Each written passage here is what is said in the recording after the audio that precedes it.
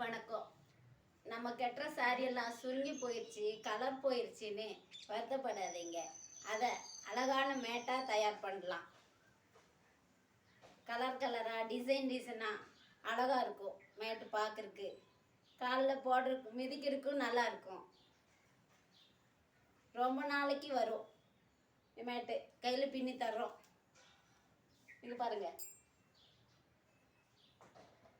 வீட்டுக்குள்ளே போட்டால் பார்க்குறக்கு அழகாக இருக்கும்.